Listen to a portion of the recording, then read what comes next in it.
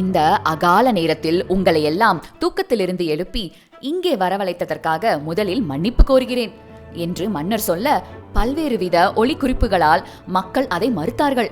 யாரோ ஒரு வயசாளி, நல்லா இருக்கு போங்க என்று மன்னரை சற்று அன்போடு கடிந்து கொண்டார்.